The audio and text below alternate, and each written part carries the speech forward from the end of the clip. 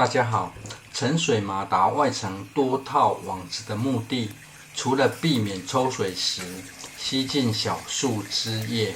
也是要避免小生物被吸上来。接上 PVC 管，则是测试站着延长定点浇水的可能来避免浇水时滴得到处都是。从过往经验得知，这水池里很容易出现野生生物而抽水完毕后，准备重新铺设地基时，意外发现这野生鳗鱼也被他逼得快速完成底部砖头铺设。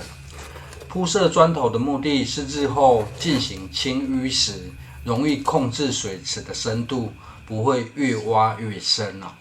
于是，在慌乱中急急忙忙地铺设好底部侧边摆上消波用的瓦片，避免取水时晃动过大。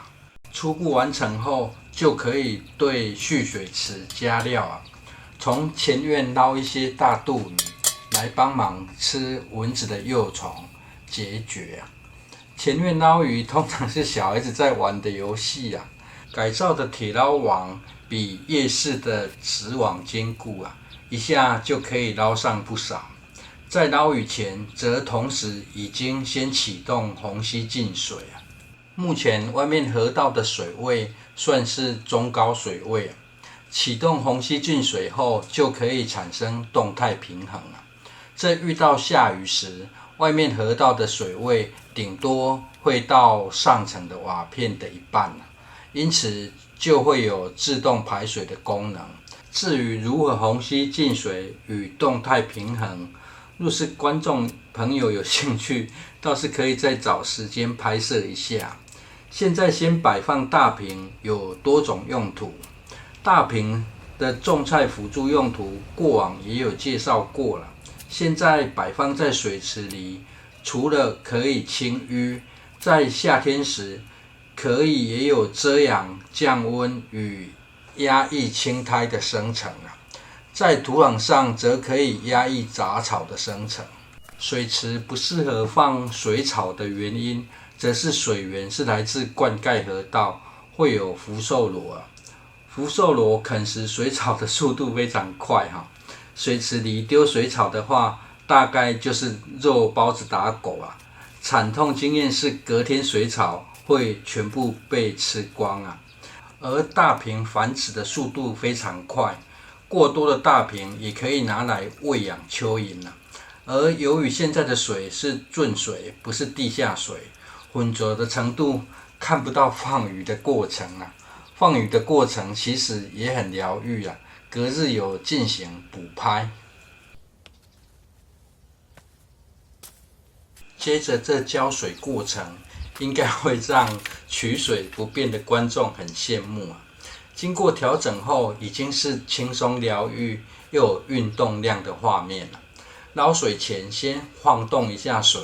知会一下小鱼该往下或往旁边躲了。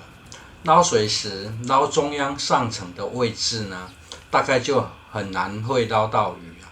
另外，影片开头沉水马达外层多套一层网，也是避免无辜小鱼被吸取上来。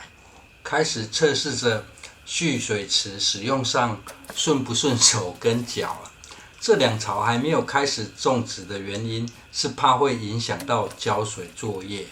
由于狗会来挖这两槽，甚至是趴卧在上方休息所以先用土壤跟花盆封住浇水的过程除了测试顺不顺手，也在顺道测试行走方不方便继续找需要调整的问题，才有办法让水池自主营运至于走道清洗，偷懒就留给大鱼帮忙就好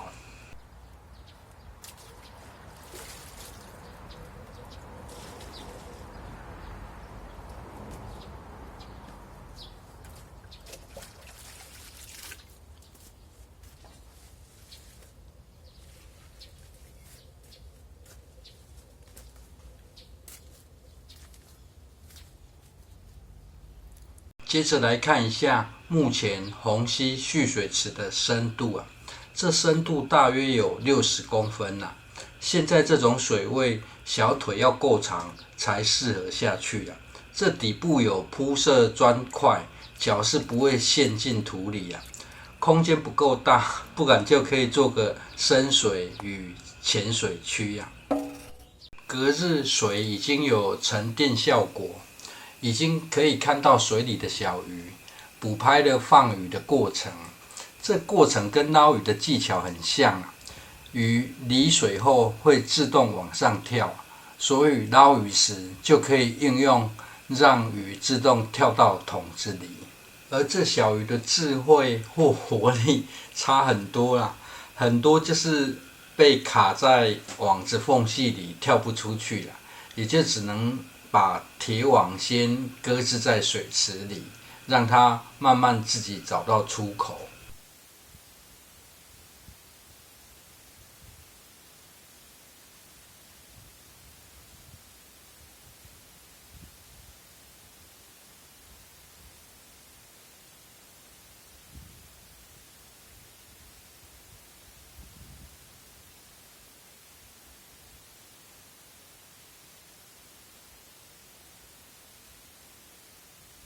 最后则是应亲戚要求准备种的菜也算很有故事影片只能分步完成，先摆放花盆制造视觉压力，来降低狗在上方睡觉的可能。土壤已经调整完毕，陆续会移植2种菜进来。谢谢收看。